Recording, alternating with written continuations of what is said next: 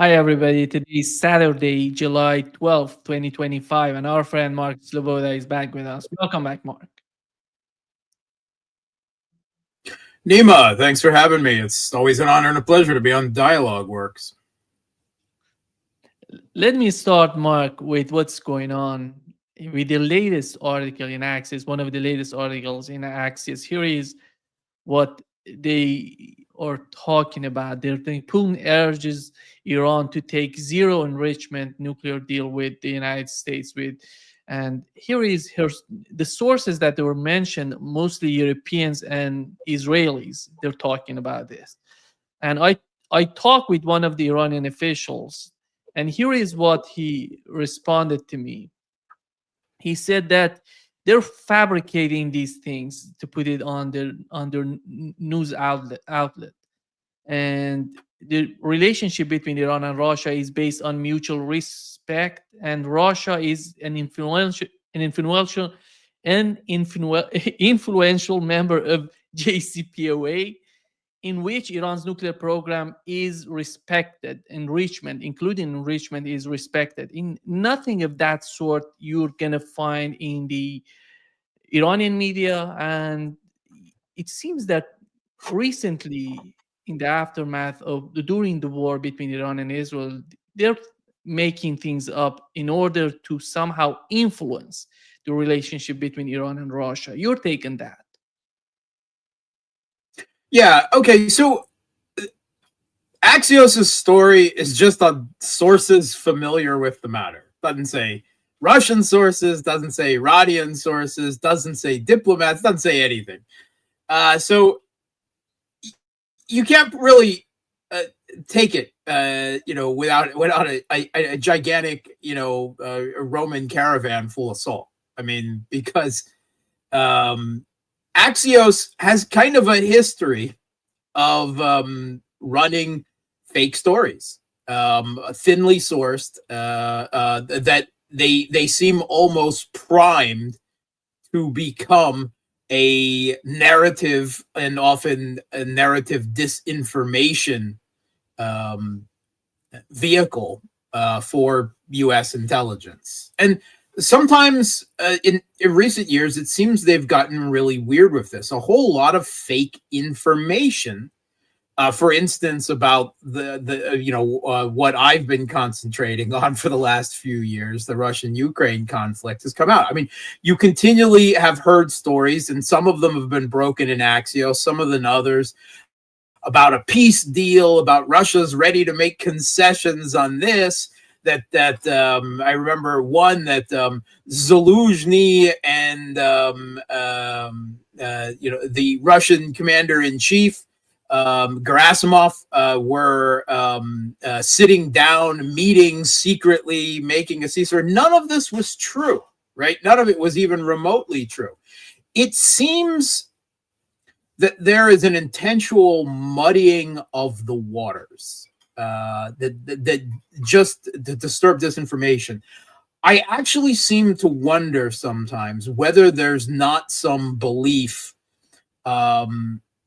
in line with, if you'll remember, during the George W. Bush administration, Karl Rove spoke about making our own reality, making the narrative the reality, and you'll be studying what we create, and we'll be making the next reality, something like that. It's bizarre. It almost seems that they think that if they create enough disinformation about something, there's a possibility that it may actually be picked up and become real. I mean, this is really bizarre because the English language media, right, only has so much penetration in foreign countries, right? I mean, yes, analysts study it, to know what the opponent is saying, but I mean, Putin doesn't sit down and listen to Axios, the New York Times or the Washington Post. He gets an intelligence briefing, right? And if there's anything important in the Western media, then that will be relayed to him in that briefing. It's just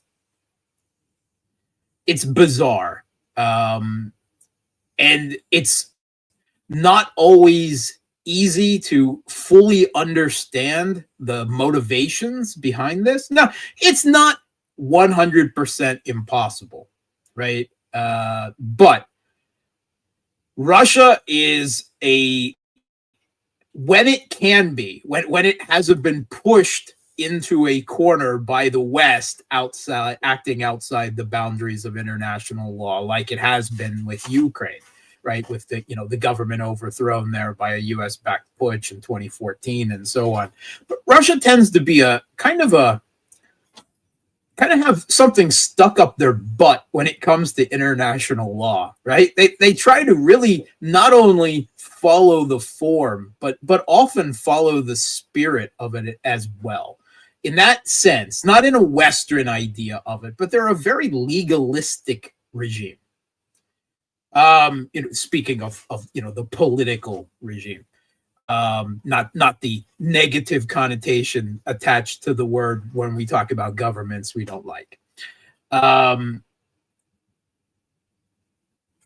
This includes the nuclear non-proliferation treaty, right? Russia is a big adherent of that.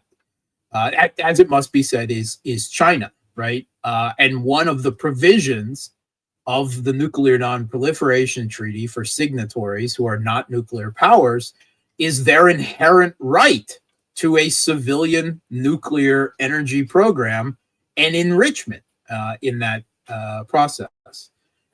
Russia believes that Iran has the right to a civilian nuclear program. Russia built one of Iran's biggest nuclear reactors, and they're in the process of expanding that at Bushehr.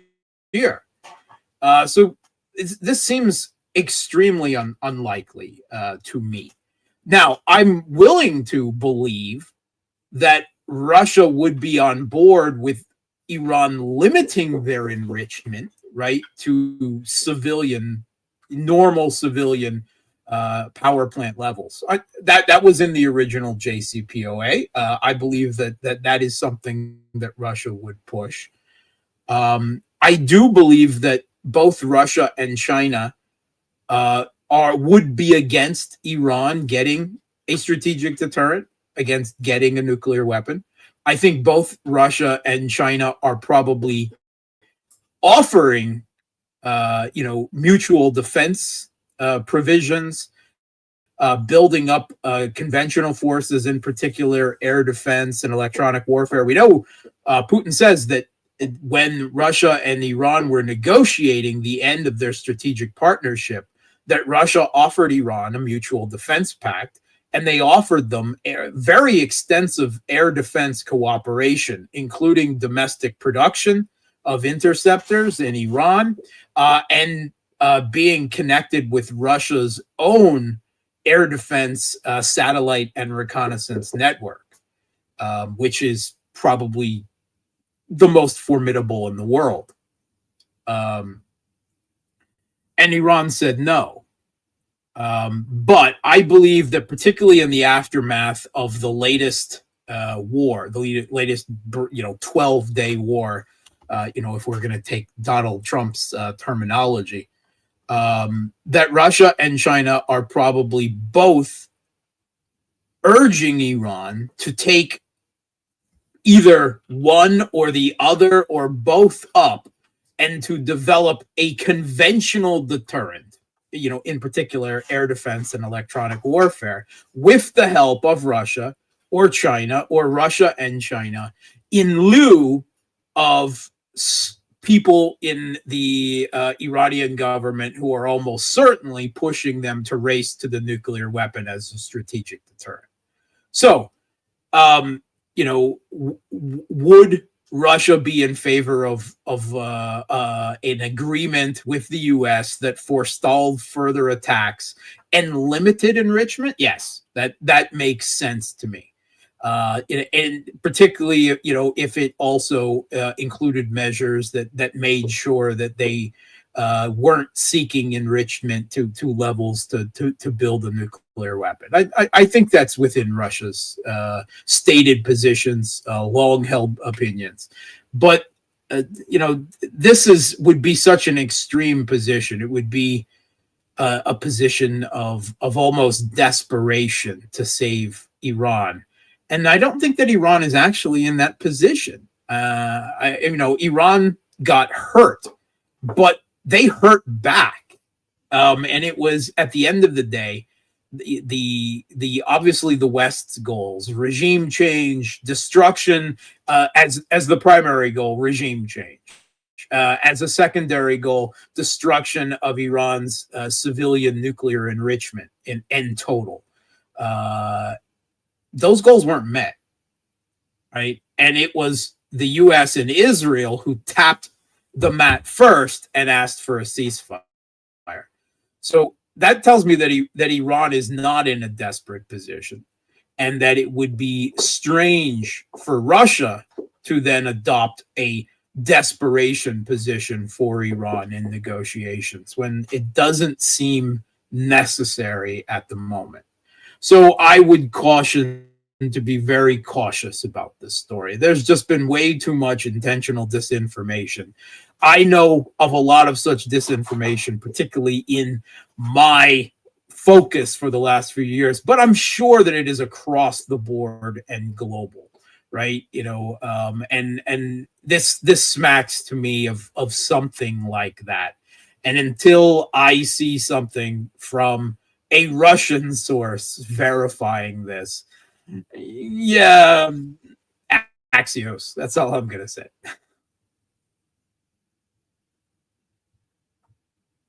Mark, when it comes to the 12-day war between Iran and Israel, you mentioned that the main goal was regime change. And we learned from the Iranian president, his interview with Tucker Carlson, he said they wanted to assassinate him as well. And the attack on supreme leader of Iran, on the president of Iran, commanders, and most high-ranked people, they wanted to eliminate all of them in order to make some sort of chaos within the country and then do the regime change. Do you feel that if that was the main goal, and it seems that Netanyahu somehow could convince Donald Trump that Israel is able to do that. That's why Donald Trump gave him the green light to go against Iran, to attack Iran. How do you see the current situation? Netanyahu is in the United States talking with Donald Trump. What does he want? Does he want new attacks on Iran? Does he want somehow a collaboration in attacking Iran, or something else? Yes. Okay. So first of all, I mean, the first part, that there was an attempted decapitation strike. We know that they've admitted that. That's not even in question, right? They even had a fancy operation name for it. They called it the Red Wedding, which was a reference to a scene in a Game of Thrones, or if you're an actual book fan, the book A Storm of Swords, in the series by George R. Martin, where there is a treacherous wedding where the leaders, the top leadership of the one noble family is just wiped out in this assassination, betrayal scene, very bloody scene completely. And that's obviously what they were attempting to do. We had the Israeli defense minister go on Israeli TV, right? Just in the days after the war ended, and admit that, well, they tried to kill the supreme leader. And no matter what Trump may be saying about, oh, it's his mercy then left him alive, the only reason he was alive is because they couldn't find him, right? And so it doesn't surprise me at all that this was also included Pezeshkian and other elements of the civilian political leadership. It is all really, not even questionable. And if you go once the attack began, the entire Western mainstream media was talking about regime change. right? I mean, all you have to do is Google regime change Iran, right? Washington Post was talking about it. The Economist was talking about it. The New York Times was talking about it. You know, everyone was talking about regime change as the real goal. It wasn't really a surprise, and in fact, the mainstream media was the commentariat, and it was almost pushing it. I mean, not almost. They were pushing it, right? They wanted to see regime change. I mean, they are an actor. They're the fourth estate, the media, is an ideological actor, you know, in Western governments. That's why they call them the fourth estate. They're not some disinterested objective observer, you know, reporting things. They are often driving. And the conflict with Ukraine, they've been whipping. Why aren't you providing this weapon? Why aren't you providing that weapon? Putting pressure on politicians to do so. Very similar situation, I believe, in this, where they were actually trying to push the Trump administration to going all the way with regime change. And we also know that their operation to kill Iran's civilian nuclear scientists, they called Operation Narnia. So Operation Red Wedding and Operation Narnia, well, that tells us that whoever is naming these asinine things in the Israeli military political structures is a big fan of fantasy literature, right? Narnia is C.S. Lewis, Chronicles of Narnia. I'm not even sure what to think about that, but it was a fantasy, and it had very little relation to, you know, reality. But we know there was a decapitation strike, and we do know that Mossad had extensive penetration of Iran, right? On the ground, drone operations, assassinations. They did get a number of the leaders of the IRGC, not as many as they were saying. Some of them were claimed to be dead and showed up alive later. But, you know, they did get quite a few. It seems they were less successful with the civilian political leadership. And Pezeshkian, in his interview, seemed to indicate that it was almost luck that saved some of the Iranian political figures. He didn't go into details of that. But they did not have as much penetration as they needed to affect regime change.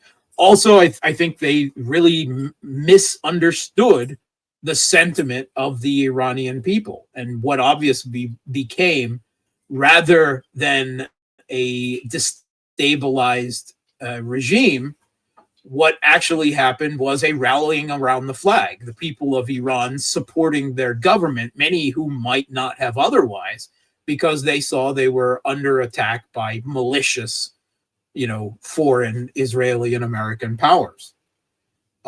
So what is, you know, it's obvious that Trump stepped in, dropped a few bombs, declared victory, and then demanded a ceasefire. And Iran took it because they weren't ready. They didn't, while they believed they could win a long war of attrition, of long-range strikes with Israel, and I think things were trending in that direction, which is why the U.S. stepped in, but that they weren't going to risk an all-out war with the U.S. if there was a way out. We have seen several pantomime attacks, you know, a couple of them during the Blinken and Sullivan administration that preceded Trump, all right, where the U.S. and Iran worked out face-saving pantomime attacks, you know, on each other, you know, with forecasted shots and so forth, and this seemed to almost be an extension. So there's you know, kind of a long history there.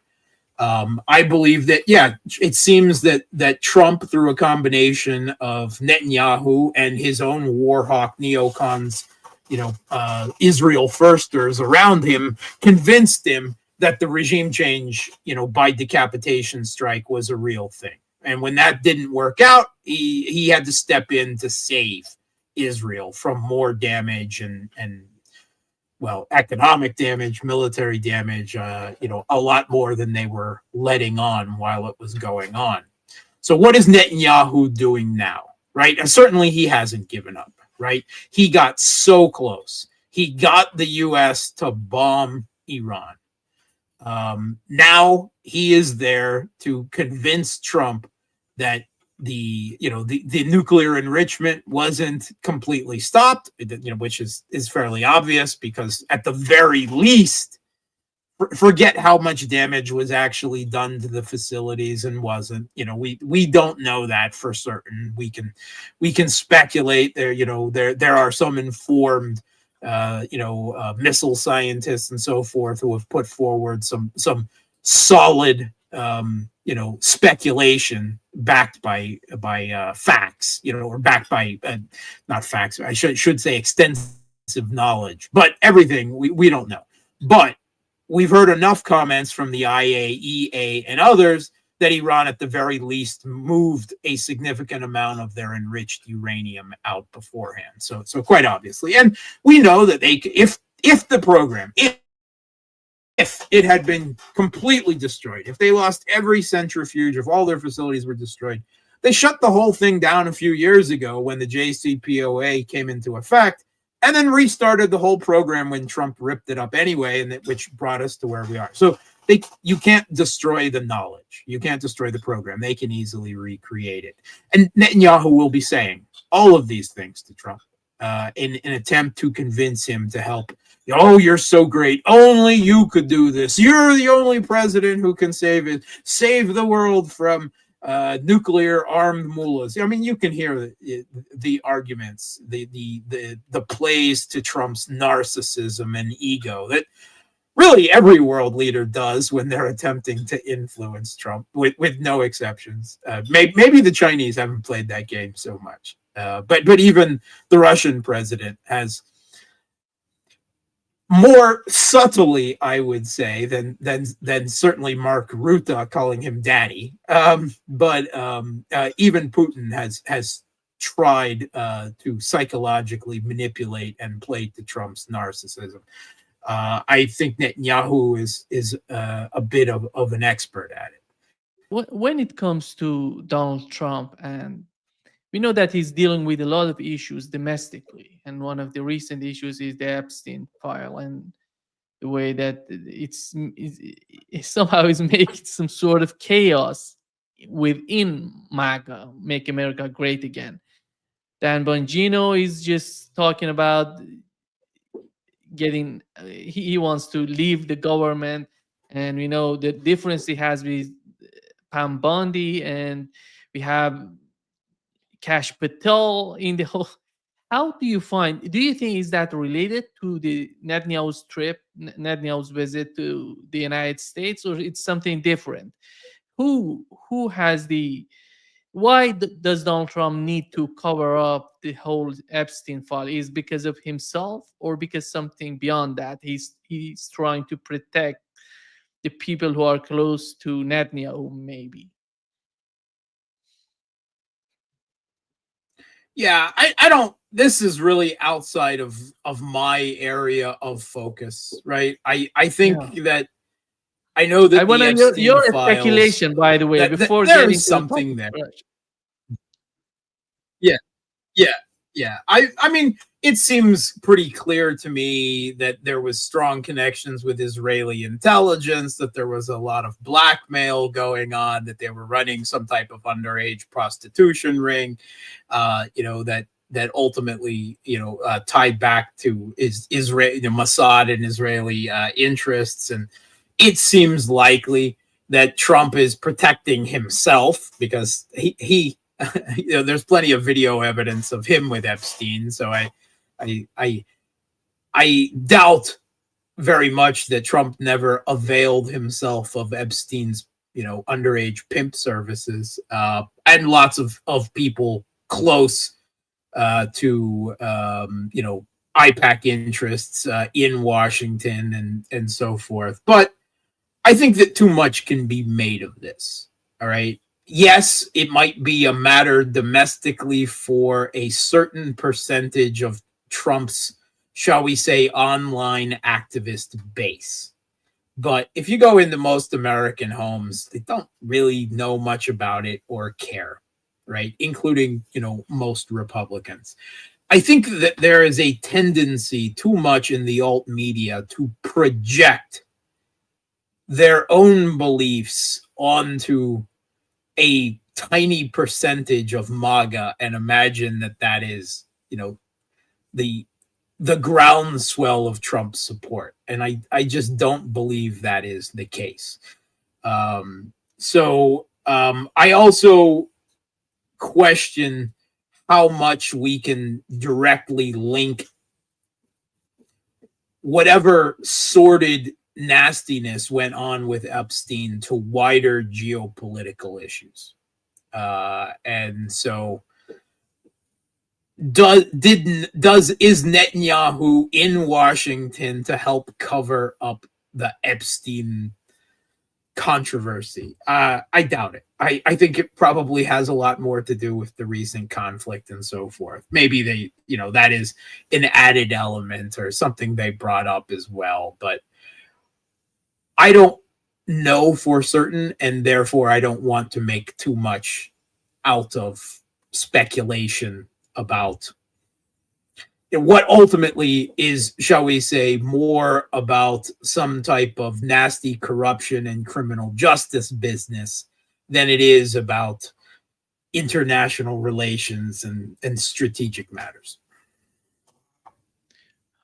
Mark, we had Donald Trump last week, and the week before, he was talking about stop sending weapons to Ukraine. And just in the aftermath of those talks, he said that we're going to send weapons to Ukraine. We're going to send 10 missiles. I don't know what does that mean to the defense system of Ukraine. It's so strange. It's so much talk. And is that gonna change? Is that gonna have any sort of influence on what's going on in the mind of Russians? Here is what he said, by the way, recently. It seems that on the part of Russian government, they were trying to downplay what Donald Trump said about the way that he's talking with Putin, that Putin is so nice to him, but nothing comes out of this sort of attitude on the part of Putin. Here is what he said, Mark.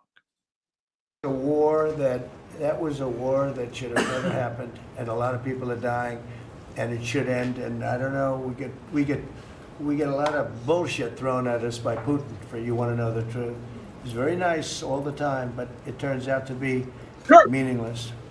Do you want to sanction him?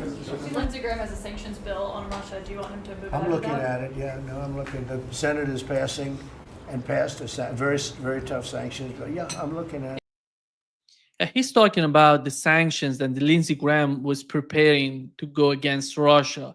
And here is what Blumenthal said about in terms of those sanctions, Mark. Just met with all of the European heads of state. I am so deeply moved and inspired by their commitment to the cause of freedom in Ukraine against Putin's murderous invasion, but also their gratitude to the United States for our support and for our Russian sanctions that would impose bone-crushing penalties on China and India for buying Russian oil and fueling their war machine. Here in Rome, having just met with President Zelensky and all the European heads of state, more committed than ever.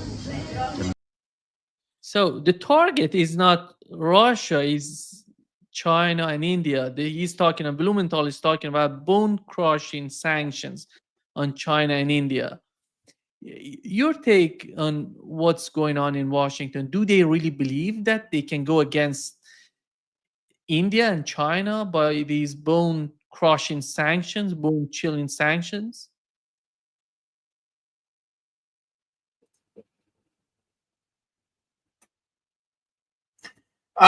Yeah, I mean, there are some extremely, you would be surprised how ill-informed major political figures and decision makers. I mean, to a very large extent, they regularly drink their own Kool-Aid, their own propaganda, their own myths about themselves and their place in the world. I mean, they believed that their sanctions war on Russia was going to destroy the Russian economy. The ruble is rubble. It's all over, right? I mean, they continually make terribly informed decisions, and they seem to not have a very, even the Biden administration, the Blinken-Sullivan administration, which at some level seemed more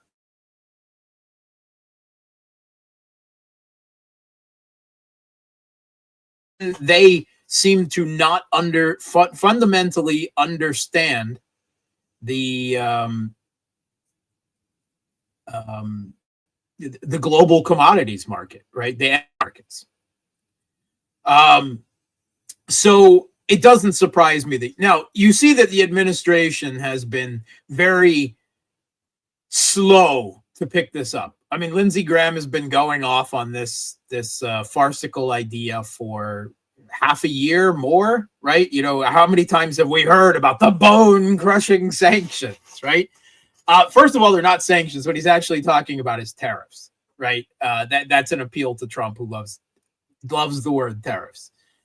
Second of all, they're not actually against Russia. They are an economic war of tariffs, another one, on the rest of the world to try to force the rest of the world to stop trading with Russia, because the U.S. just doesn't have that much business. They don't have much leverage left with Russia. They've sanctioned everything that they do with Russia, right? Europeans the same.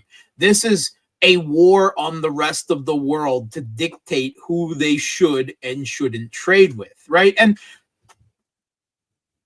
Lindsey Graham and you know, these other figures, they may not, Blumenthal, they may not have a good grasp of the consequences of this, but in some places, even in the Western media, you can find a more, shall we say, cautious and sane perspective.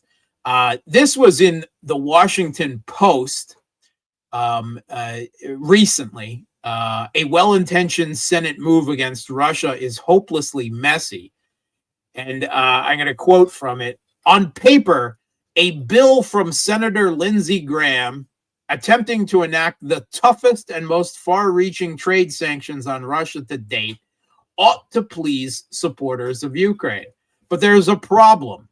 As bold as the legislation is, it would mount to launching a trade war with nearly the entire rest of the world, cutting off America's nose to spite Russian President Vladimir Putin's face.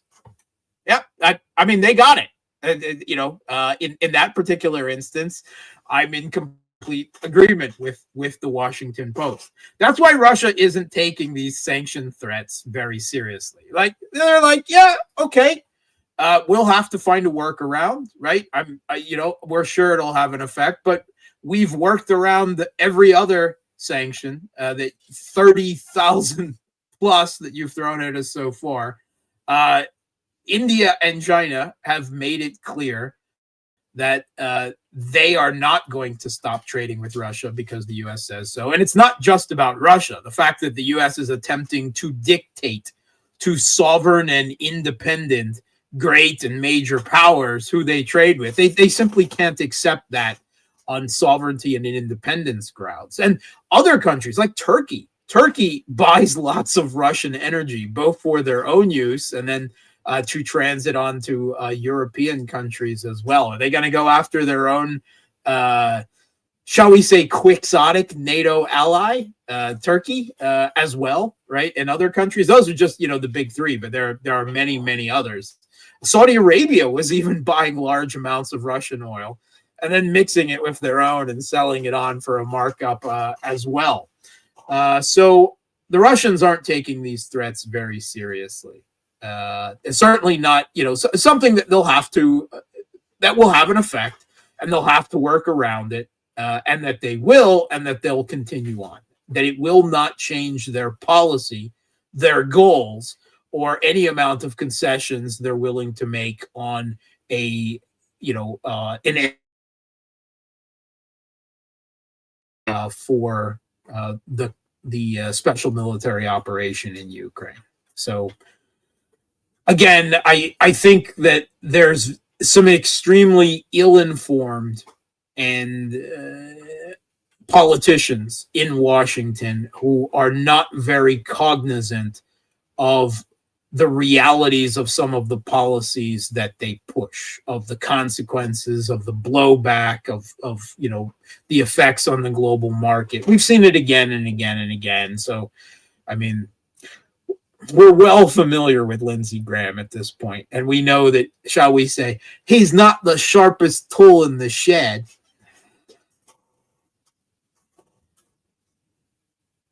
Mark, it seems And that when it comes Russia to weapons, yeah, as you pointed out,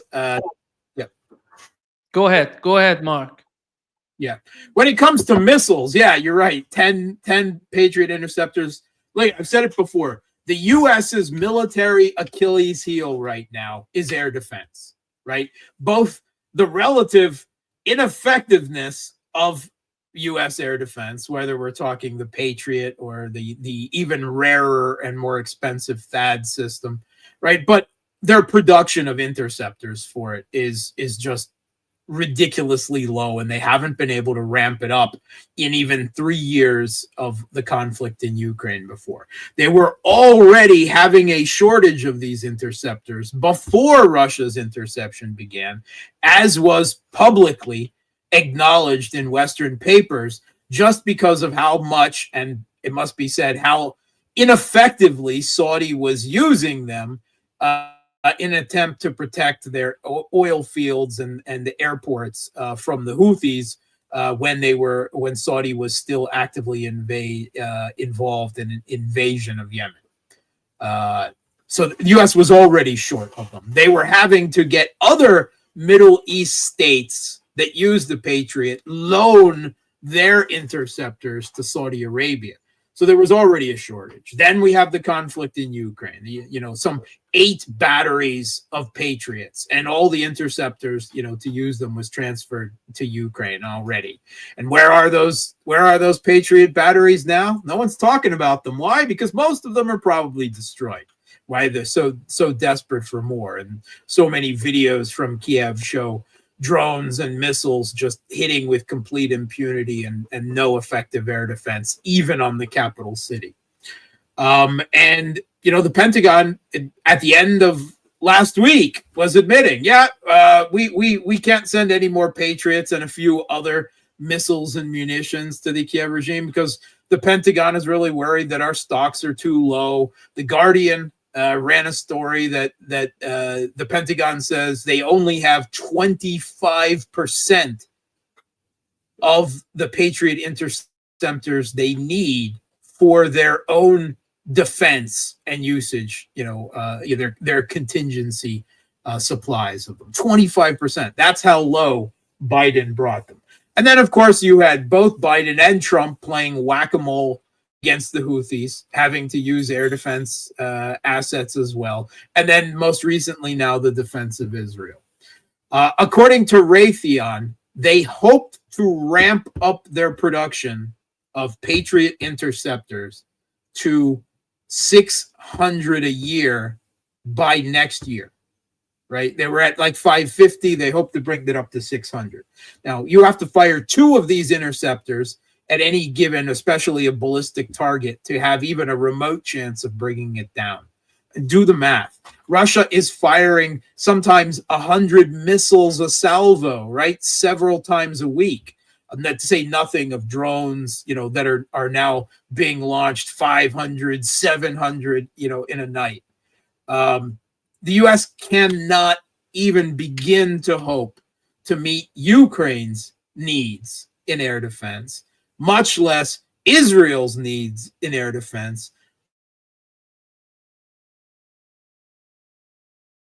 Middle East, all of the other Pentagon's needs, and all of the other states of the world that use the Patriot. It is the U.S. Achilles heel, and it is seriously limiting U.S. military capability and affecting geopolitical decisions right now. Why the U.S. pulled the plug on Israel in their attack on Iran, I believe to a large extent, maybe not in total, but to a large extent was probably made because the U.S. doesn't have the air defense to protect Israel or its bases in the Middle East from Iran's retaliation with missiles and drones. That is a real military limitation that is limited geopolitical decisions against Iran, against Russia, and so forth. 10 interceptors, right? That's what Axios has suggested again. Again, Axios, so take that with a grain of salt. 10, that's like maybe 10 or 15 minutes of air defense over Ukraine, over Kiev, right? That's nothing. That's a joke, if that is true, right? But also, we've seen numbers thrown around, 300 million. Also, very small amount of money when you consider that one Patriot interceptor is $3 million, right? And that interceptor is several times more and much rarer and production of them. So air defense, whether we're talking the effectiveness of it, the number of batteries of the systems, or the number of interceptors, or their production rate. This is the U.S. military's Achilles heel. The whole world knows it now, right? Because of, I mean, it was already, I think, painfully obvious to anyone who was paying attention for the last few years, right? It has been said in the Western media, but now there was this full-throated admission where last week the U.S. said, yeah, we can't send you any more Patriot interceptors because we're too short ourselves. That is a signal, right, if any of America's adversaries didn't already know it, of what a sorry state the U.S. is in. And it's going to limit what they can do against China, against Russia, against Iran, against other countries moving forward. If they can't protect themselves, then it would be suicide to engage in major, military offensive operations. So they'll have to consider, other things, regime change by type stuff. But it's going to limit their military options for probably several years until they can figure out how to ramp up production and to build up an inventory of air defense again.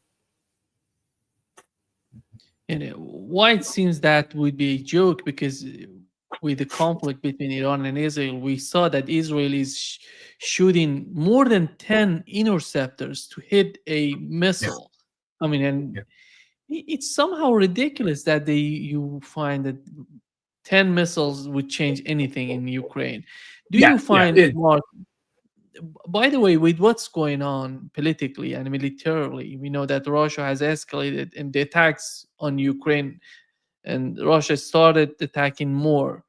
But is that the way that Russia is somehow perceiving that they have to decide the outcome of the war in Ukraine on the battlefield, instead of somehow hoping that the United States would do something politically? Or what's going on in terms of the atmosphere, considering the political attitude of the Russian government, the Putin administration?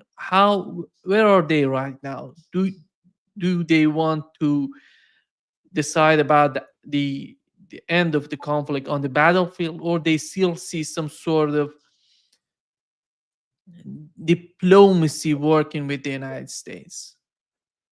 Yeah, I think I think it's been apparent for some time, actually, that they've all but given up on any hope of a diplomatic settlement with the United States that would meet their goals, that would meet the minimum threshold of what they need to end this conflict. So yeah, they're going to finish it on the battlefield.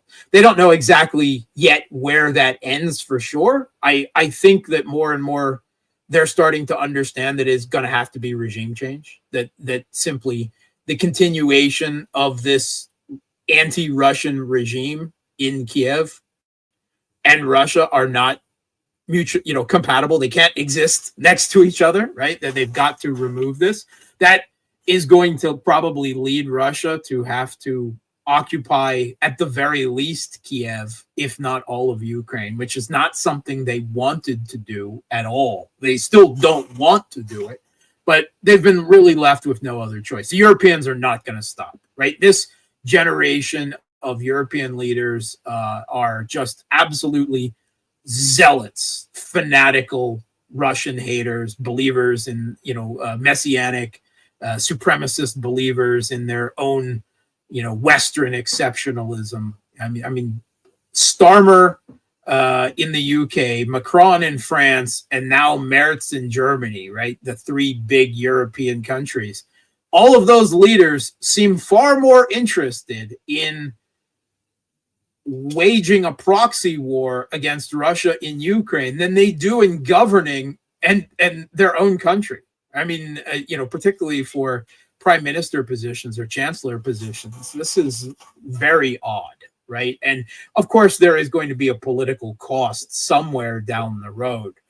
We've already seen several, previous leaders in the UK and other countries fall by the wayside. But unfortunately, their political systems are so heavily managed between the center right and center left shuffle that has the same foreign policy that we haven't been able to affect any type of policy change away from geopolitical conflict with Russia and thus salvaging their own economies. They would rather cut off their nose, to spite their face, to spite Putin's face. They have no problem with that.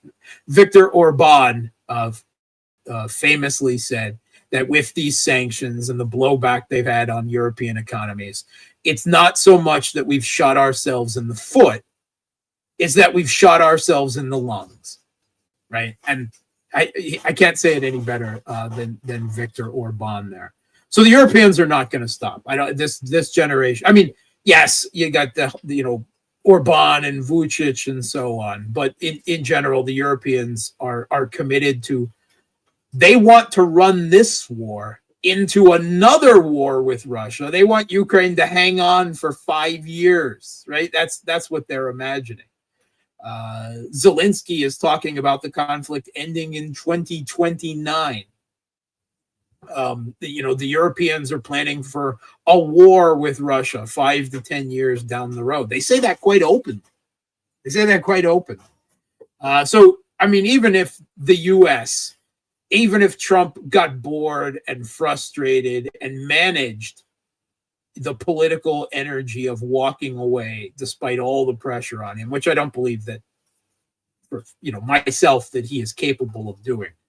He is remarkably susceptible to pressure in the media and from the deep state in the US for all his rhetoric about being some type of political maverick. So I don't think that's possible. But even if it was, I mean, the others, the Europeans, are not going to stop. The Kiev regime is not going to stop. So Russia will have to go all the way.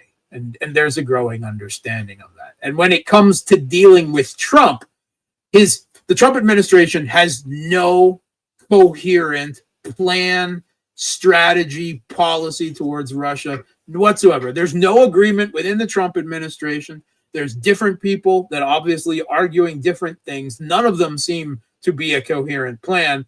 All of them trying to influence Trump, who 15 minutes, whoever he talked to last goes one way and then the other way. There is no coherent policy. The latest is that now they're going to arm Ukraine again, but they're going to sell the weapons to NATO, and NATO will give them to Ukraine. I couldn't help but notice that actually the largest single contributor to the NATO budget is who? Oh, yeah, the United States. So I'm not sure. If this, sleight of hand, this is meant to, cover Trump with his own base, it's a pretty thin fig leaf. That's all I'm saying. But he's promising some type of big announcement on Russia on Monday, right? I somehow don't think that announcement is going to be as big as some people making out to be, but it's likely that we'll see the announcement of some type of sanctions, or at least his attention, whether it's the bone-crushing sanctions of Lindsey Graham or something else, or maybe just another paltry weapons package when the U.S. It's not so much a question of the political will. The U.S. does not have the weapons that Kiev needs in the quantities it needs to change the outcome on the battlefield. I mean, forget manpower, where the Kiev regime doesn't even have the manpower, right? It was already a year ago that officials were saying that even if we could give the Ukrainian officials were saying, even if the West could give us all the weapons, that anything we could ask for, right?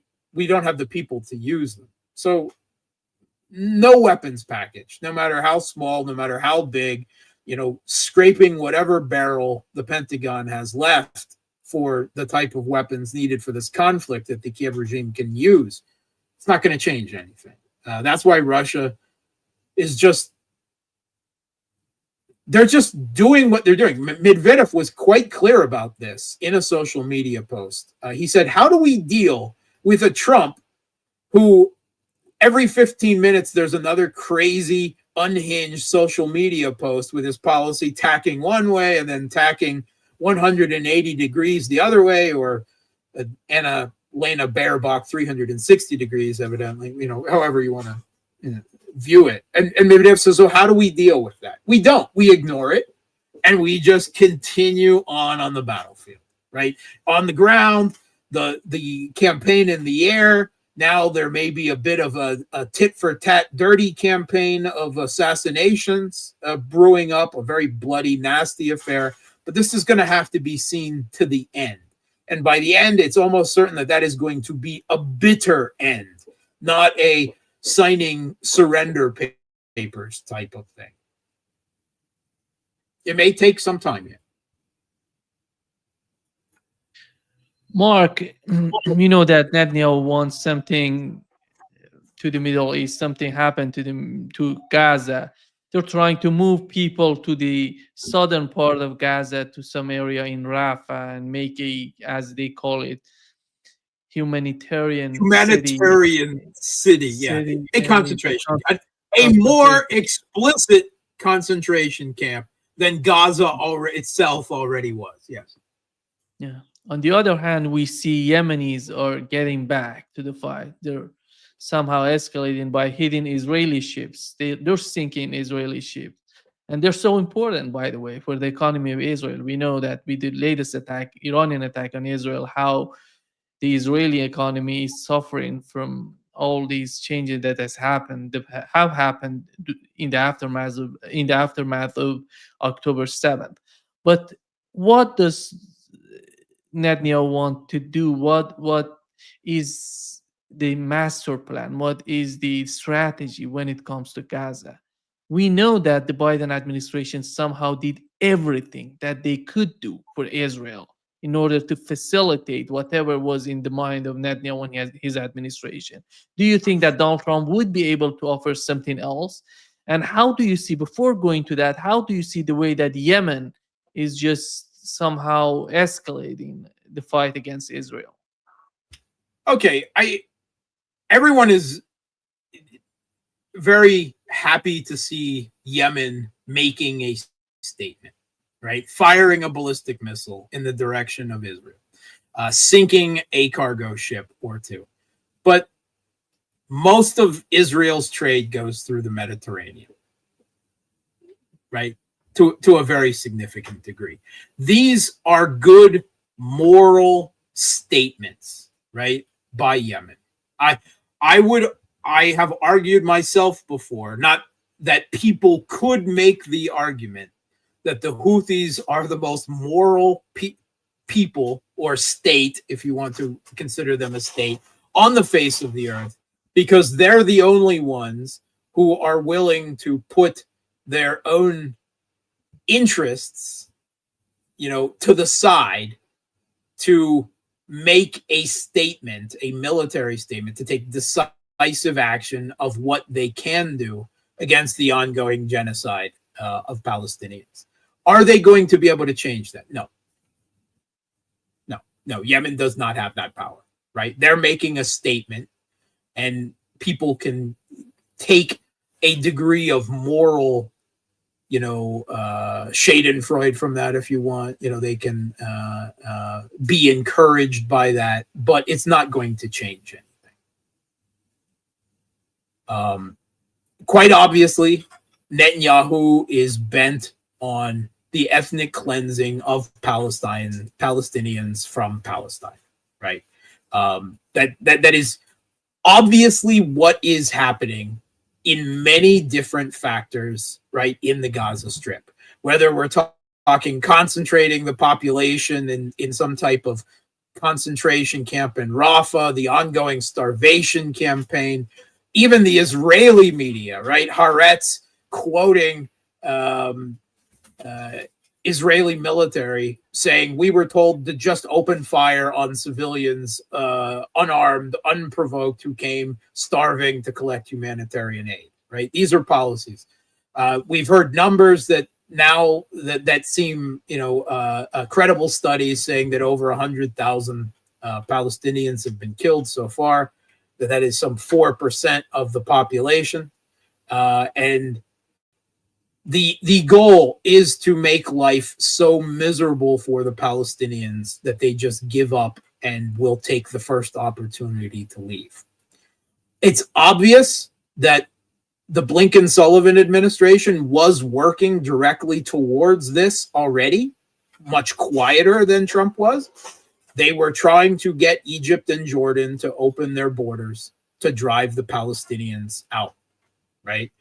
Trump is doing it much more openly and talking about building a vacation resort, right? The real estate opportunities in Gaza once all the Palestinians are gone. It is obvious that Trump has given the green light, right? He's saying, well, all right, well, we can't really go to direct war, a big war with Iran for you. Not today. Talk to me again tomorrow. But anyway, I will give you a green light on anything you want to do with the Palestinians, right? And it's quite obvious that Trump is going to increase the pressure on Egypt, on Jordan, on Albania, on whoever they think they can put pressure on to take the Palestinian people. The goal will be to drive them out of Palestine. And I don't see that anything can stop that. I know that is a very unwelcome news to a lot of people. But the history of the shrinking of Palestine over the last decades, the unwillingness of any Arab state, the inability of any outside geopolitical power to affect this, right? Yes, there's no question that Israel has not been as successful, with their dream of wiping out Hamas and everything. But that's because that was always impossible without getting rid of the reservoir population that the popular, shall we say, insurgency in counterinsurgency terms was operating out of, right? The population of the Palestinian people that by and large, supported Hamas. So until they do that, until they get rid of the population, they can never really destroy Hamas. So, I mean, quite obviously that is the goal, to simply get rid of the population. Their, shall we say, final solution, right?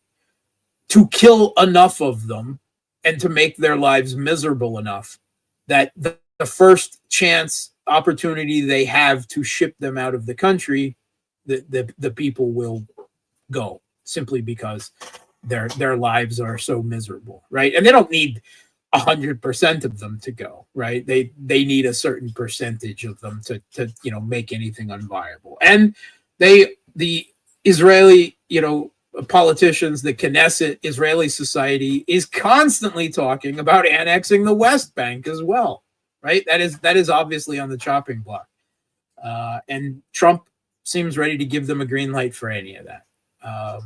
I don't, me, I don't do hope. So I'm not going to hope. I know I've gotten some negative comments on some other shows for saying very similar things. Yes, I think the Palestinian people are doomed in the medium term, that they're not going to have a state and they're not going to have a homeland. And I mean, the only chance of that happening is a radical revolution, which would have to be violent in the United States to unseat the entirety of the current deep state and regime to bring a completely different government, which is a fantasy, right? That's as much a fantasy as everything else. So gestures by the Houthis, Hamas ambushes, taking out 5 Israeli soldiers. I mean, these are all, fighting the good fight. Not bowing, not that, before the dying of the light. But ultimately, the trends, the course is there, and it's all unfortunately extremely tragic and negative. Certainly, this is not the outcome that I would want for the Palestinian people. Quite the opposite. But I don't see anything or anyone who can change it. And the timetable for all of this has been accelerated in the last 2 years. This has been U.S. Israeli policy for decades. It was just slow motion, right? One settlement at a time, one bulldozed building, one family driven out, right? This has been a slow moving ethnic cleansing that is obviously complicit U.S. Israeli policy for decades, right? Now it's gone. There's a sense of political urgency and opportunity, and we're on I believe a very rapidly accelerated timetable from what we've seen in decades past, and I don't see where it stops. Particularly with the Syrian government, being overthrown and an Israeli-friendly ISIS, Al-Qaeda taking its place. Look, Iran supports a Shia axis of resistance, that creates problems for Israel. Has, more so in the past. They've been mauled a bit in the last couple of years. But did Iran launch one missile at Israel over the Israeli genocide of Palestinians going on over the last 2 years? No. They did it when they were attacked. That's it.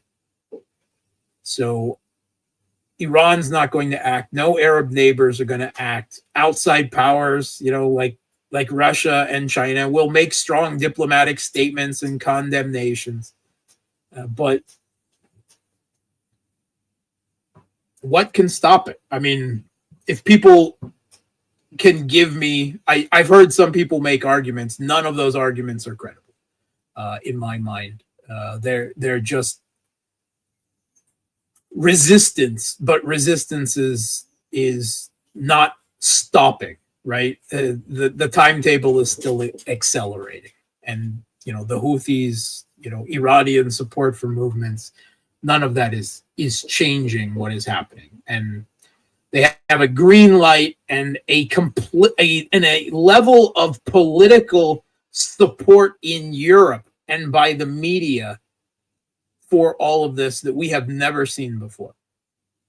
I mean, we had Merz say about the Israeli attack on Iran that Netanyahu was doing Europe's dirty work for it. I mean, those words. We've never seen that type of European support for Israel before. And that's all while this genocide is going on. It's ironically that, at least in terms of complicity, Germany is going to be guilty of another genocide. Wrong side of history again. Yeah, I really do believe, Mark, by the way, the only game changer factor would be Palestinians themselves. I don't see they leaving the land. The land is theirs. They're gonna stay there. They're suffering too much. They have been suffering too much, but they're not leaving the land. The land is They theirs. are. Only yeah. They are being driven. All you have to do is take a look at Palestine, a map of areas that Palestinians control over the last few decades. They may not be leaving it willingly, but they are being forced off of it, right?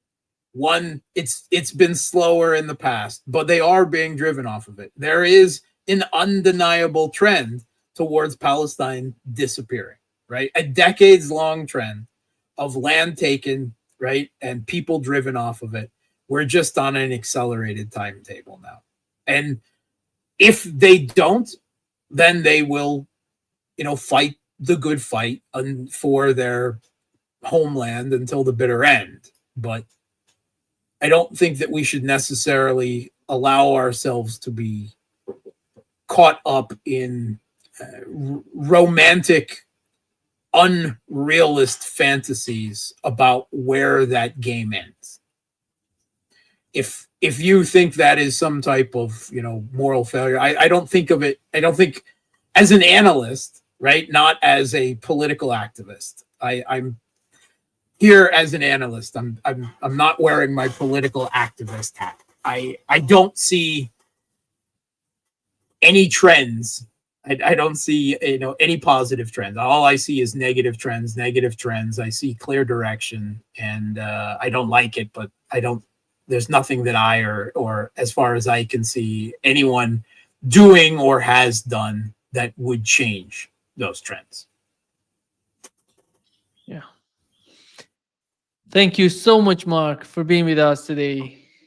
Great pleasure. Yeah, sorry about that. Black pill. Yeah.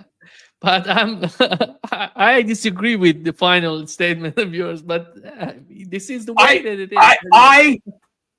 May I go on the record for all the haters out there? I hope you're right, Nima, and I hope I'm wrong. I do hope, but as an analyst, and I totally understand as a human being, as a human being, I hope I'm wrong. Thank you, Mark. See you soon. Bye-bye. Bye, Nima. Thanks for having me.